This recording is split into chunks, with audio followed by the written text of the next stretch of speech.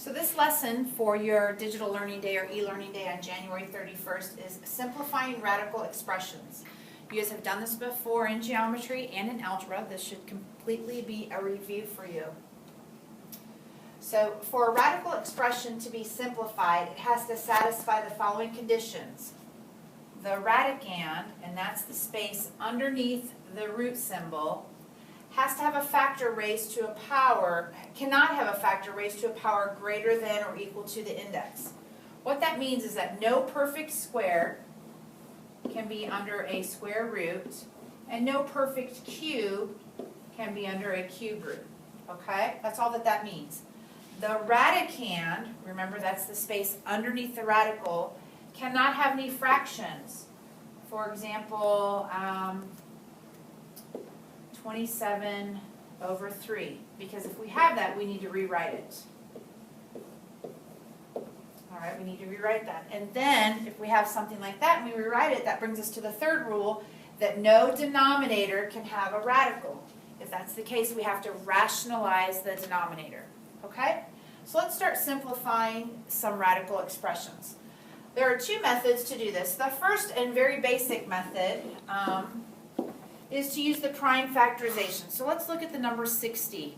Let's see, what are two numbers I can multiply to get to 60? Well, I know that 12 times 5 equals 60. 5 is already a prime. 12 is the same thing as 3 times 4. 3 is a prime, and 4 is the same thing as 2 times 2.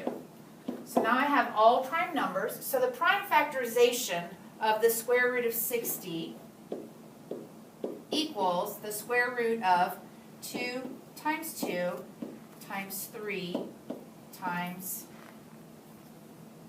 5.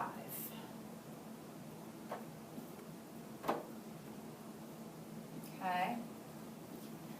The second direction says to rewrite multiple factors. This is a square root, so I want to rewrite factors in increments of 2.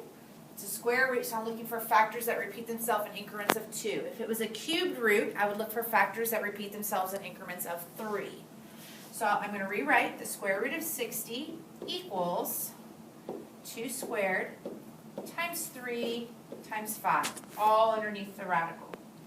The second step says that, hey, you can break those up. And you guys should know that we can do that. You should remember that. That's the same thing as saying the square root of 2 squared times the square root of 3 times the square root of 5. The rule of square roots says that a power squared underneath the radical is just that number. So if I were to simplify this, the square root of 60,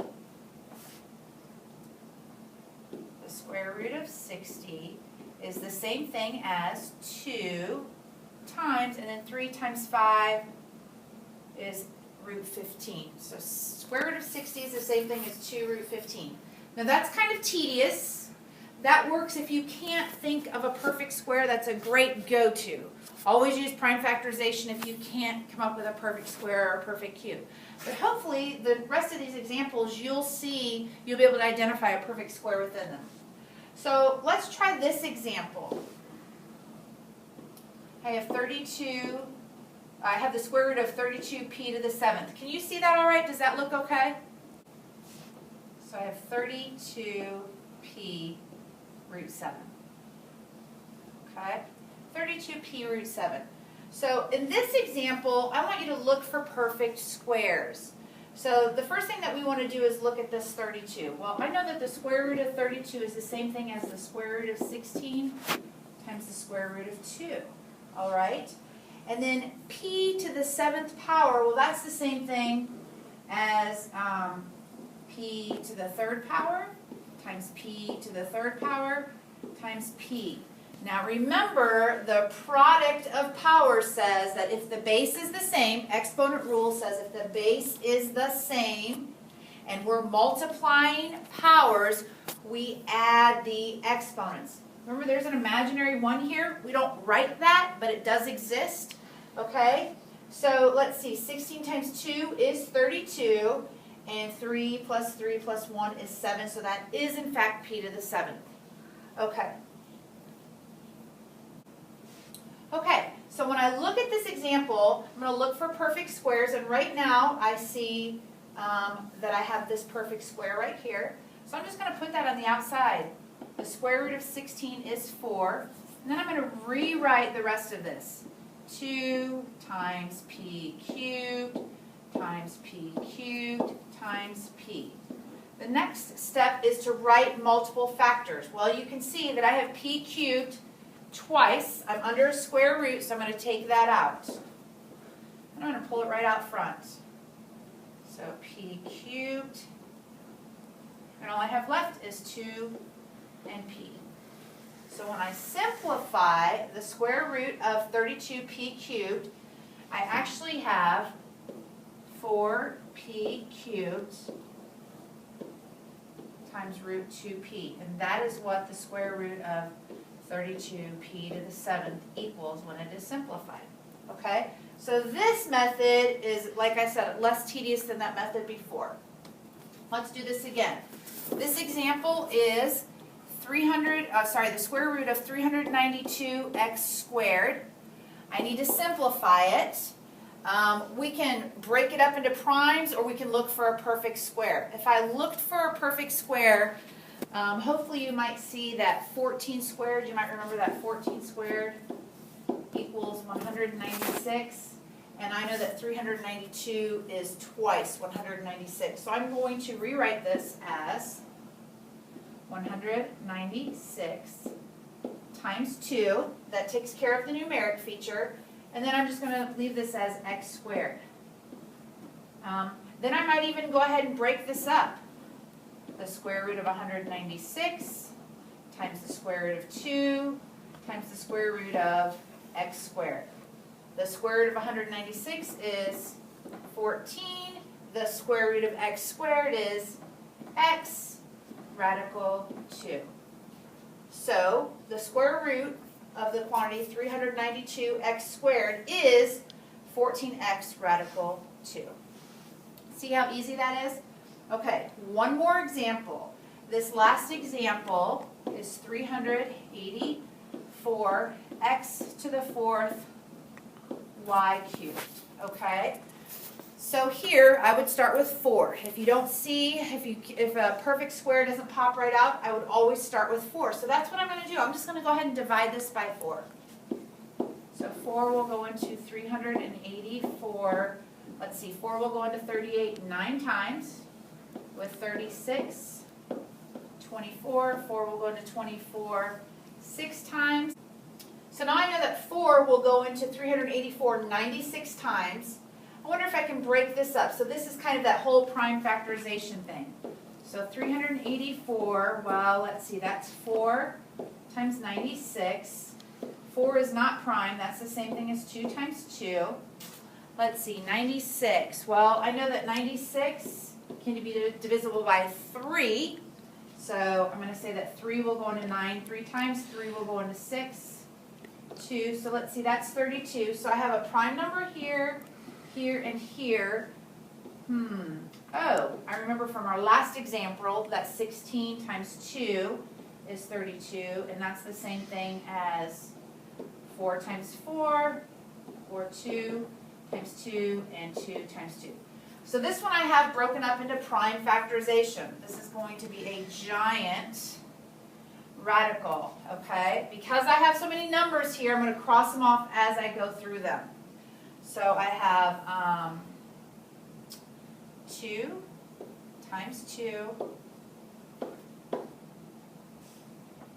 times 2 times 2 times 2 times 2. I have another times 2 and a 3. And then this I'm just going to leave as, I'm going to write this as x squared times y squared times y. Well, I was barely able to fit that in there, okay? So I've rewritten this all out in prime factorization with the exception of these two squares, but we can factor out those variables. And now I'm going to rewrite multiple factors. So this is just like our first example. That's the same thing as 2 squared times 2 squared times 2 squared. And then I have times a 2 times 3, multiply 2 and 3, and then x squared and x squared and times y squared times y. Okay, now we're going to break these up. So this is the same thing as saying the square root of 2 squared times the square root of 2 squared times the square root of 2 squared times the square root of 2 times the square root of 3 times the square root of x squared times the square root of x squared times the square root of y squared times y. Do I expect that you do this? No. I'm just, like I said, trying to give you a review and show you how to do this. All right, I know that if I were to simplify this, 2 squared underneath a radical, the square root of 2 squared is 2. The square root of 2 squared is 2. The square root of 2 squared is 2. I don't have any other numbers that are perfect squares, so I'm going to go ahead and write the square root of 2 times the square root of 3 as the square root of 6. This x squared, the square root of x squared, that's x. The square root of x squared is x. And the square root of y squared is y. And then this I'm just going to have to put back underneath there. All right, so now I'm going to multiply these all together. 2 times 2 times 2 is 8. X squared, y, radical 6y. So that is the simplified form of the radical 384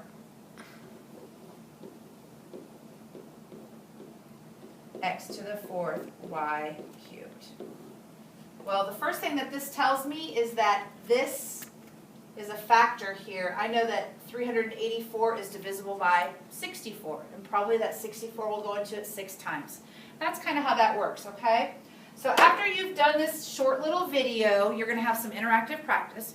Your interactive practice consists of 2 different websites. You're going to get into IXL, you're going to get to play a game, do a little bit of fun stuff. Make sure you spend at least 15 minutes on that interactive practice. And then I have an assignment in My Big Campus. It's a short assignment. I think it's 15 questions. You don't need to show your work. It's actually a multiple choice assignment because you cannot write exponents in the My Big Campus feature. So you're actually just going to have a multiple choice assignment. And that's all I have for you. Thanks.